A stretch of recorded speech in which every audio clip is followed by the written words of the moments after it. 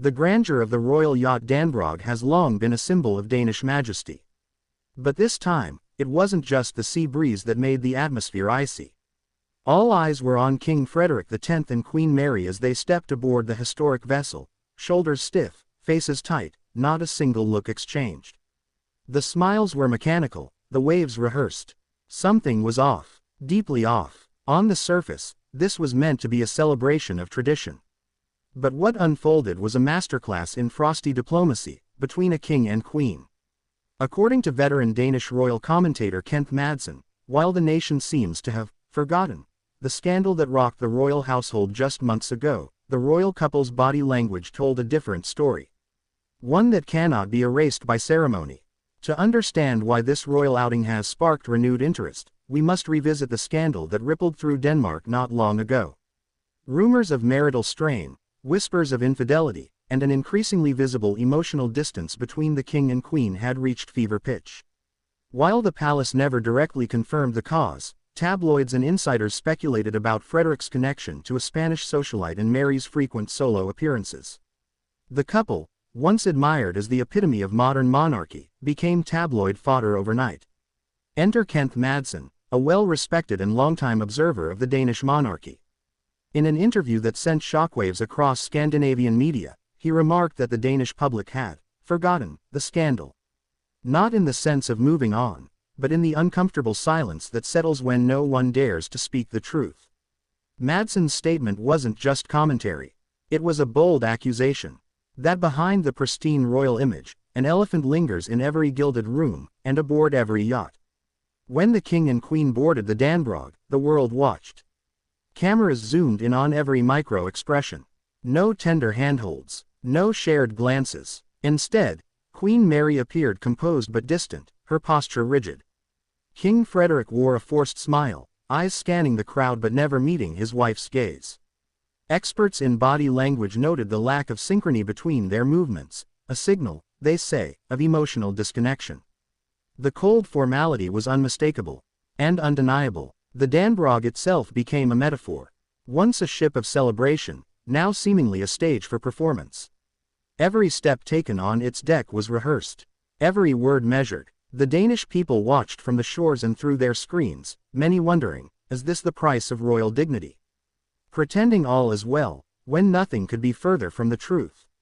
On social media and in quiet cafes, the Danish public whispered what the monarchy would not say aloud. Some defended the royals, citing the pressure of public life.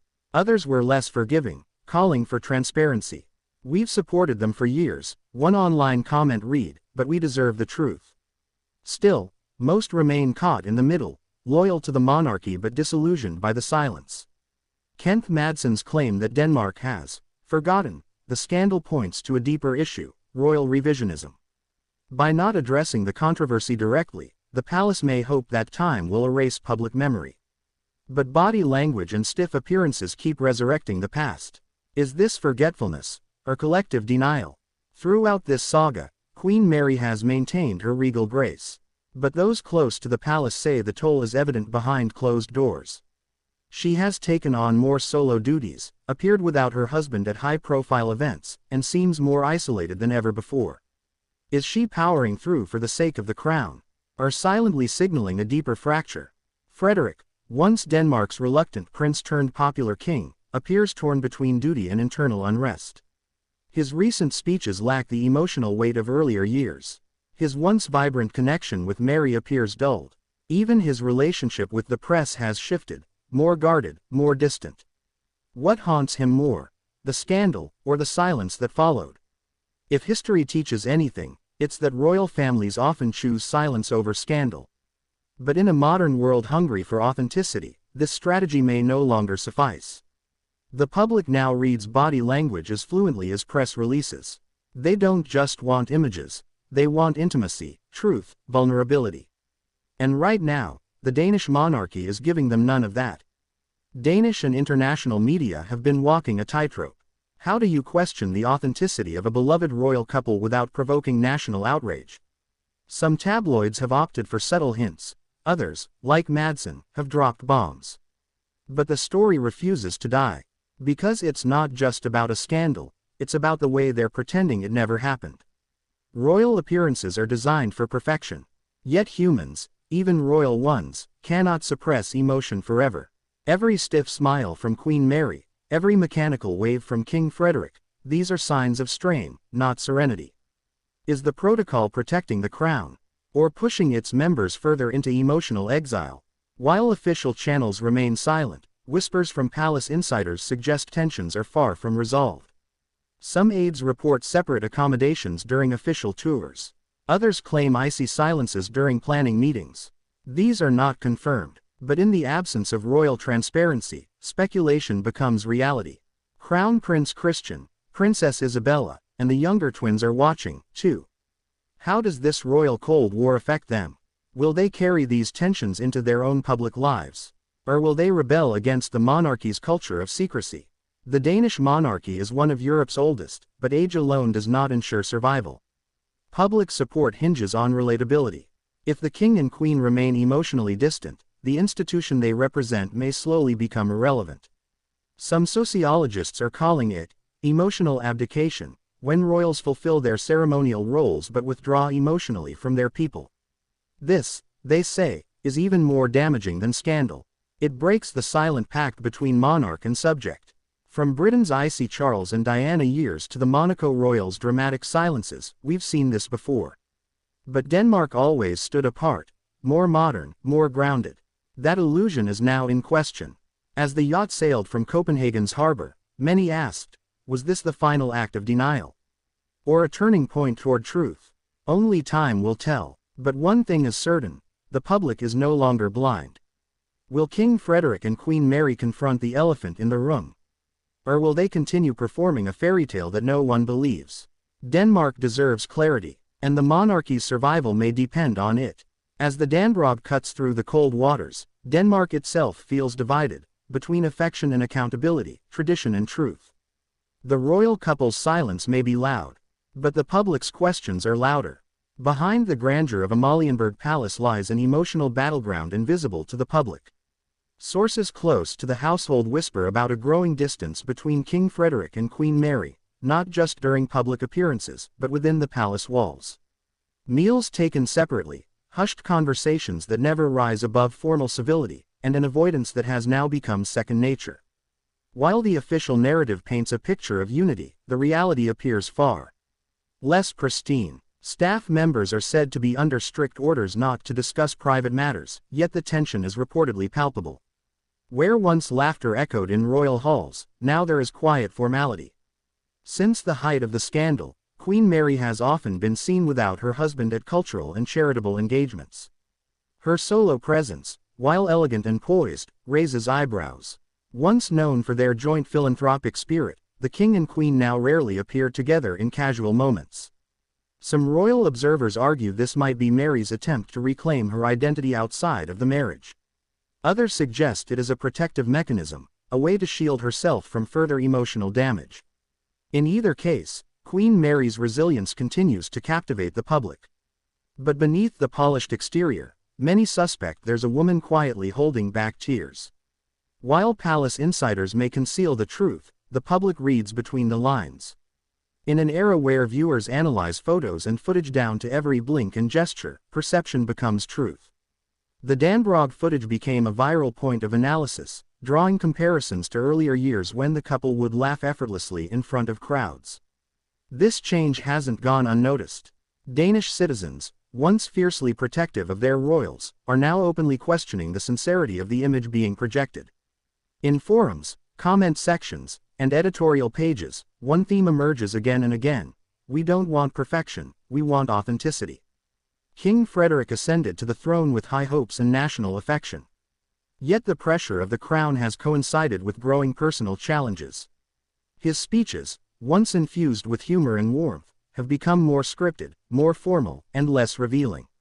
His once boyish charm is now replaced with a heavy solemnity.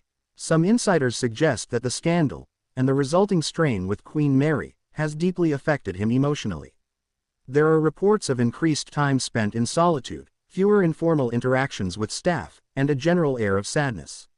It raises a difficult question: is the king still enjoying his reign? Crown Prince Christian, Princess Isabella, Prince Vincent, and Princess Josephine have also felt the shift.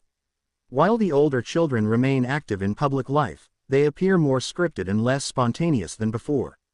Crown Prince Christian, now of age and slowly stepping into his future role, carries the burden of public expectation amid his parents' fractured dynamic. The royal children are being groomed to lead, but they are also living under the watchful eyes of millions, while navigating the emotional silence of their home.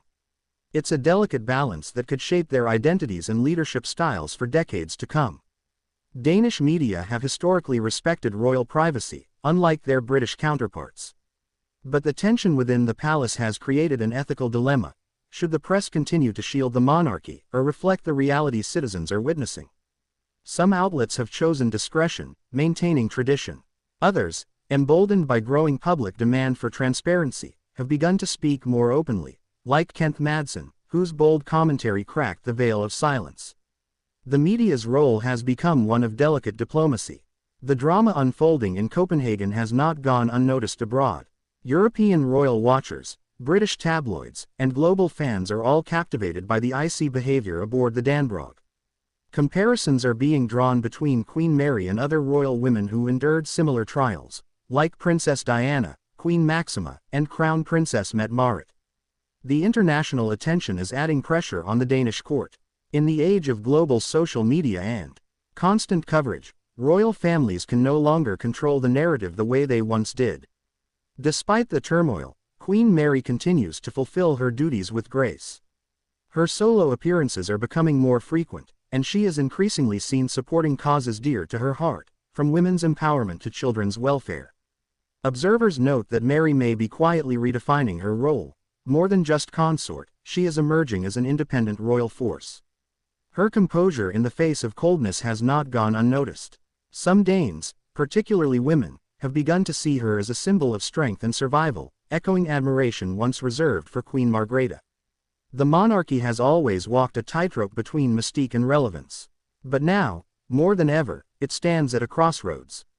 If King Frederik and Queen Mary do not address the growing emotional distance, they risk losing the public's trust. Ceremonial smiles and yacht parades may no longer suffice. This is a defining moment for Denmark's royal family. Will they continue to suppress and perform? Or will they evolve, embracing vulnerability and authenticity as part of their public identity? As the sun sets over the Danish waters, and the Dannebrog sails back into the harbor of scrutiny, one truth remains: the people are watching. Closely, silently, waiting for the royal couple to do more than smile and wave, to speak, to feel, to heal. The illusion of perfection may have served the monarchy in the past. But in 2025, the public wants more. They want connection, honesty, humanity. What do you believe Denmark's royals should do? Should King Frederik and Queen Mary finally open up and address the tension that's become impossible to ignore? Or is it better for royalty to remain silent and strong? Drop your thoughts in the comments. We want to hear from you. Don't forget to like, share, and subscribe for more powerful royal stories and behind-the-scenes truth. Hit the bell icon so you never miss an update. Thank you for watching. Stay curious, stay bold, and keep questioning the crown.